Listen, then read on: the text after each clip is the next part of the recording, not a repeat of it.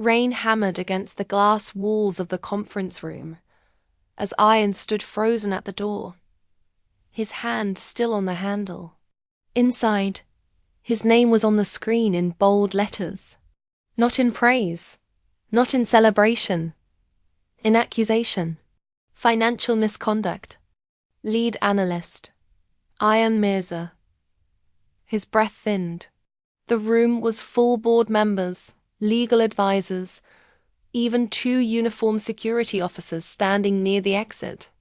And at the head of the table sat Kabir Rahman, his closest friend of 12 years, staring at the screen with a look that felt rehearsed. Ayan had built the company from a small 2-desk office with Kabir. They had shared dreams, loans, sleepless nights, and cheap roadside tea. He remembered the first investor meeting where Kabir's hands shook and Ian spoke for both of them.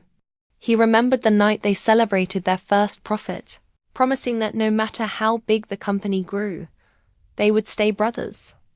That memory shattered when Kabir slowly stood up and said, calm and steady, "We have clear evidence that funds were transferred without authorization."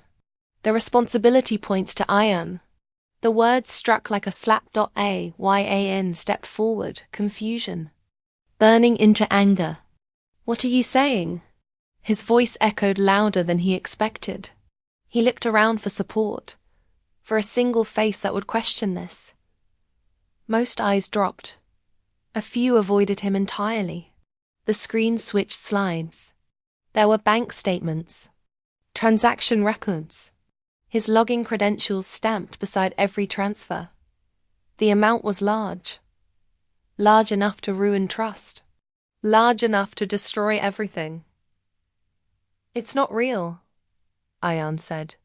"Someone manipulated the system." He turned to Kabir, searching his face for doubt, for guilt, for anything. Kabir did not meet his eyes. "The investigation was thorough," Kabir replied. "We had to act quickly. Security stepped closer. That movement told Ian everything. This was not a discussion. This was an execution. Within an hour, his access cards were disabled. His name was removed from the company website. By evening, a public statement was released. Co-founder involved in financial irregularities. Company remains committed to transparency. His phone buzzed endlessly. News spreads fast when there is scandal. By night, his reputation lay in. Pieces dot at home. Silence greeted him. His apartment felt smaller, colder. He placed his keys on the table and stared at his reflection in the dark window. 12 years of loyalty erased in 12 minutes. He replayed the meeting in his mind. Kabir's tone had been too controlled, too prepared. The slides had been ready before Ian even knew there was a problem. And the security? Why security unless the decision was already final? He opened his laptop. Access denied. Every account locked. He called the IT head. No answer. He called 2 senior managers. Both sent short messages. "Sorry, can't get involved." That hurt more than the accusation around midnight. His phone rang. It was Sarah, the company's financial controller. She sounded shaken. "I can't talk long," she whispered. "Something isn't right.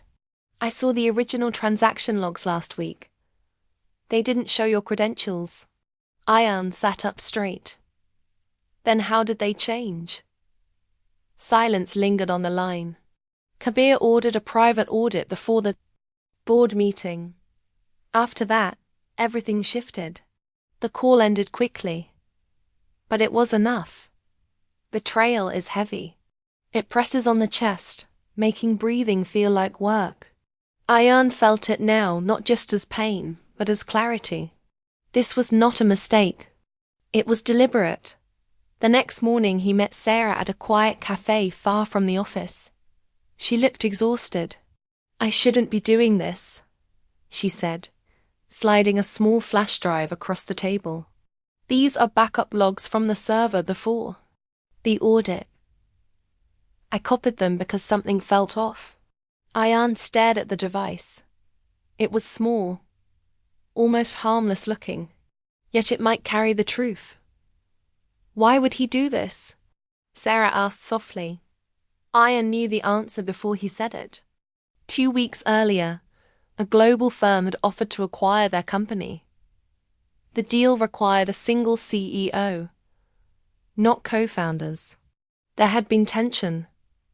Kabir wanted full control. Ian had argued for equal leadership or no deal at all. We built this together, Ian had insisted. Kabir had smiled then, but the smile never reached his eyes. Back at his apartment, Ian opened the files.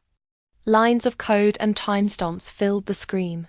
He compared them with the public report saved in his email from the board meeting. Differences appeared, subtle but clear. Access credentials altered. Time entries shifted. The manipulation was clean but not perfect. Kabir had rushed. Anger rose like fire. Not loud, not explosive. Controlled. Focused. Ian leaned back in his chair and closed his eyes. He remembered Kabir's wedding day, when he stood as best man and promised lifelong brotherhood. He remembered covering Kabir's mistake in an early contract dispute to protect their reputation. He remembered trusting him with his savings when the company was nearly bankrupt. Trust had been their foundation. Now it was the weapon used against him. The news cycle grew louder. Articles speculated about greed. Comment sections were cruel. Investors withdrew calls. Friends kept distance. Even his own relatives called, worried about shame. Humiliation does something dangerous to the mind. It pushes a person to prove something, to fight, to restore balance. That night, Ian stood on his balcony watching the city lights flicker. Somewhere across town, Kabir was likely celebrating the acquisition deal, presenting himself as the lone visionary who removed corruption from his company. The thought tightened Ian's jaw. He was not just angry about losing money or position. He was angry about the narrative, about being rewritten as the villain in his own story. Revenge did not come to him as a wild idea. It arrived quietly, like a solution. If Kabir wanted full control, he would get it. But not without truth following him. Ian began mapping everything. He knew about the company's systems. He had designed much of the early architecture himself. There were layers even Kabir might not fully understand. Hidden redundancies, archive servers, old vendor contacts. He made a list of allies who still valued integrity over fear. The list was short, but not empty. He opened a fresh notebook and wrote a single line at the top. Truth is stronger than power. This would not be reckless. It would not be loud. It would be precise. His goal was not to destroy the company they built. It was to expose the lie that removed him from it. Still, a voice inside whispered caution. Revenge has a cost. Once he stepped forward, there would be no quiet life waiting if he failed. Legal battles could follow. Public scrutiny could deepen. Was it worth it? He thought of the boardroom screen. His name in bold under the word misconduct. The security guards approaching as if he were dangerous. The empty looks from colleagues who once called him mentor. Yes, it was worth it. But beneath the anger was something deeper hurt. Kabir had not just betrayed a partner. He had betrayed a brother. That wound was personal. Ian checked his phone one last time before sleep. A new article headline flashed. Rahman leads company into new era after removing corrupt co-founder.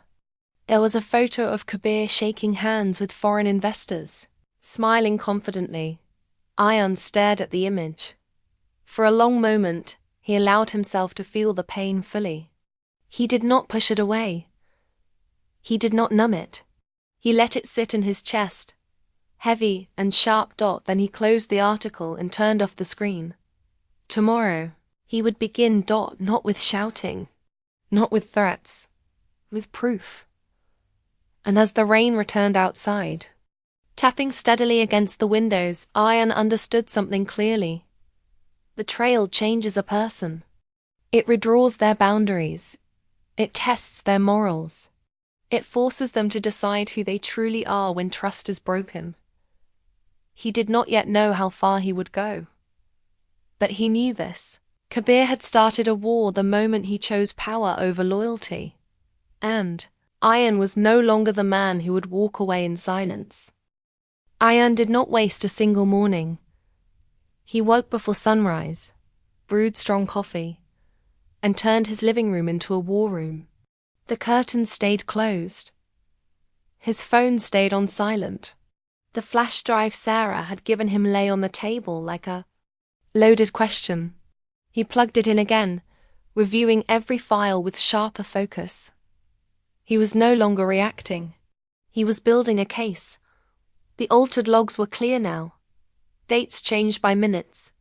Access points rerouted through a temporary admin account, created just 3 days before the board meeting. That account had been approved by executive authority. Only 2 people could authorize that level of access. KBIR was one of them. Ian wrote everything down. Timestamps, user IDs, approval chains. He knew if he confronted Kabir too early, the evidence would disappear. He needed copies stored in safe places. He encrypted the files and uploaded them to secure cloud storage under different names. Then he saved backups on 2 external drives and placed them in separate locations. He would not underestimate his former friend again. By afternoon, he received a message from Omar, an old software engineer who had left the company a year earlier. Heard what happened? Doesn't make sense. Want to talk? Ian replied with a location and time. They met in a quiet park after sunset. Omar looked uncomfortable. I still have friends inside, he said carefully. Morale is strange. People are scared. Kabir is pushing hard for the acquisition to close within weeks. Anyone who questions things gets sidelined. Ian nodded. Do you still have access to the original system documentation? Omar hesitated, then pulled out his tablet. I never delete old backups. He showed Ian archived architecture plans, including admin override logs. They compared notes. The temporary account used in the fraud report was not part of the original system. It had been inserted recently. That's not normal, Omar said. Creating that account would leave traces in the master server. Ian felt a shift inside him. This was not just suspicion anymore. This was structure. Kabir had rushed the setup to control the narrative before the acquisition deal finalized. But anger still pulled at him. At night, alone in his apartment, Ian's thoughts turned darker. He imagined storming into the next board meeting, projecting the truth onto their screen. He imagined Kabir's confident face cracking under pressure. He imagined headlines reversing the story. The images gave him brief satisfaction. Then doubt followed. What if exposing Kabir destroyed the company completely? Hundreds of employees depended on it. Many had families. Was he fighting for justice? Or was he risking collateral damage because he felt humiliated? He paced the room. Revenge feels clean at first. Simple. Someone hurt you. You hurt them back. Balance restored. But life is never that straight. He remembered his father's words from years ago. When someone betrays you, you choose who you become next. At the time, it sounded like soft advice. Now it felt like a test. The next day, Sarah called again. Her voice was tense. Kabir is restructuring departments. He removed internal audit from oversight. Everything goes through his office now. He's closing doors, Ian said. Yes. And he asked about you. He wanted to know if you contacted anyone. Ayan paused. What did you say? I said no. But he didn't believe me. Silence stretched between them. Both understood the risk she was taking. Ayan felt protective. This was no longer just about him. Others were being pulled into the fallout. That night, he made a decision. If he pursued this, it had to be strategic, not emotional. He would not lash out publicly. He would gather everything and approach the board legally, with undeniable proof. If Kabir fell, it would be because of facts, not drama. He contacted a corporate lawyer recommended by a former investor. The meeting was direct. Ayan laid out the timeline, the altered logs, the private audit. The lawyer listened carefully. If this is accurate, she said, it suggests manipulation of internal records. But you must understand, going forward means long proceedings, media attention, reputation battles. I've already lost my reputation, Ayan replied quietly. I want it back. The lawyer studied him. Do you want revenge, or do you want justice? The question hit harder than expected. Ayan did not answer immediately. In his mind, the two words had merged. But now he saw the difference. Revenge was personal. Justice was structural. Revenge targeted Kabir. Justice corrected the truth. Justice, he said finally, though part of him knew revenge still lingered. Underneath. Over the next week, tension built. Kabir appeared everywhere in the media, speaking about ethics and accountability. He framed the company as stronger after removing internal corruption. Investors praised his leadership. The acquisition deal moved forward. Each article tightened something inside Ayan's chest. He met quietly with two board members who had once trusted him. They were cautious. The evidence presented to us was convincing, one admitted. If you have counterproof, bring it formally. He could see doubt in their eyes. Not certainty. Not yet. Meanwhile, Kabir sensed movement. A mutual acquaintance sent Ayan a screenshot of an internal memo warning employees not to communicate with him. The message described him as unstable and desperate. That word burned. Desperate. Was he? Maybe. Desperation can make a person reckless. Ayan refused to let it. He returned to the logs one more time and noticed something small but powerful. The admin override had been activated from an IP address tied to Kabir's private office network, not the general server room. That detail had been overlooked in the rushed audit summary. It was the missing piece. He forwarded everything to his lawyer. Days passed. Each one felt heavy.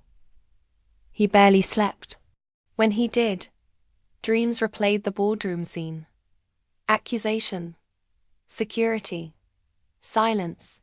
But alongside anger, another feeling grew. Sadness. He missed his friend.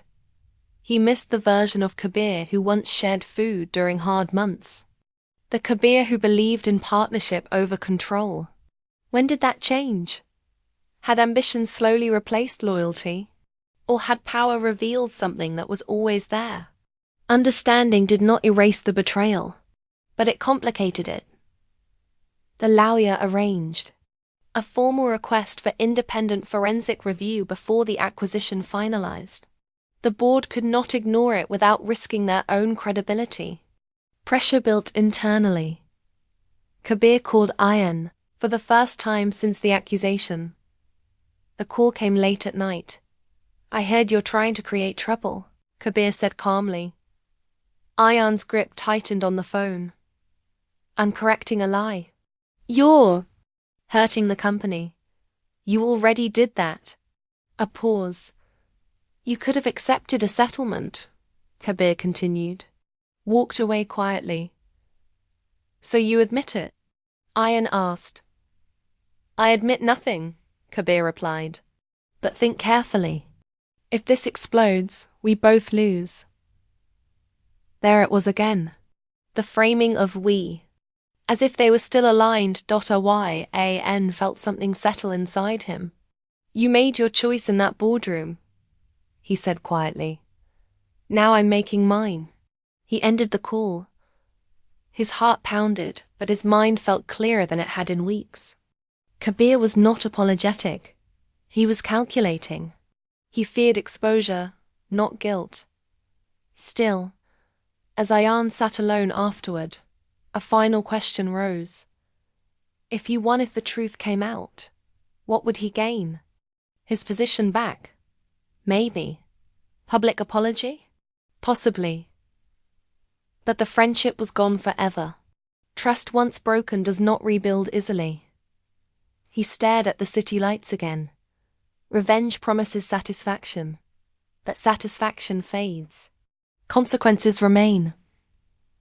The forensic review date was set. As the day approached, tension spread across the company. Employees whispered. Investors delayed final signatures. The acquisition firm requested clarification. AN felt the weight of every move now. This was bigger than pride, bigger than anger.